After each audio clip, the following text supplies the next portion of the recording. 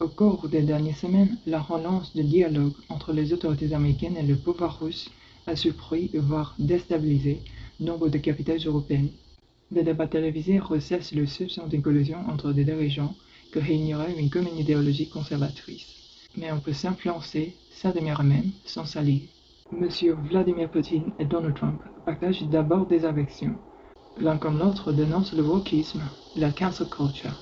Tous deux appellent à en revenir aux valeurs traditionnelles et aux hiérarchies naturelles, qu'ils qualifient de bon sens. Chacun à sa manière imagine son pays ouvrir la voie.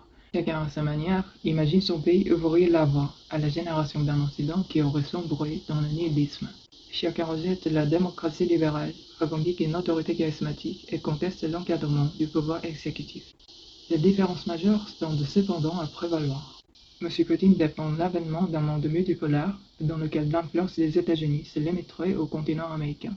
La doctrine l'Amérique d'abord de M. Trump oscille, elle, entre reconnaissance de la multipolarité, volonté de recentrage continental et réaffirmation d'une suprématie mondiale dopée par le pur rapport de force militaire ou économique et non plus la séduction des pays étrangers par le soft power.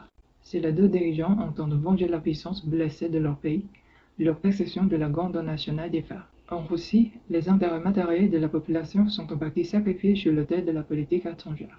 Aux États-Unis, le rapport de force imposé aux autres États doit servir les Américains, notamment grâce au retour des emplois délocalisés ou à l'accès aux ressources. Malgré des parallèles idéologiques, les deux projets politiques présentent des différences institutionnelles et sociétales notables. Dans la vision poutinienne, l'État et sa haute fonction publique incarnent la nation.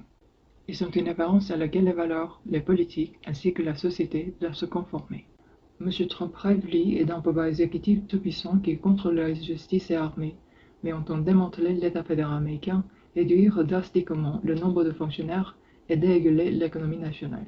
Sur la question du commerce extérieur, les points de vue divergent également. M. Poutine défend le libre-échange, notamment à l'échelle régionale, à travers l'Union économique eurasiatique, et dénonce les sanctions économiques occidentales comme des pratiques de concurrence déloyale. Les déclarations de M. Trump sur une possible annexion du Groenland et du Canada traduisent également une volonté de possession américaine en Arctique qui n'est pas du goût de Moscou. Les visions de Moscou et Washington divergent au fond sur leurs rôles respectifs sur la scène internationale, ainsi que sur les rapports que l'Occident et le reste du monde devraient entretenir.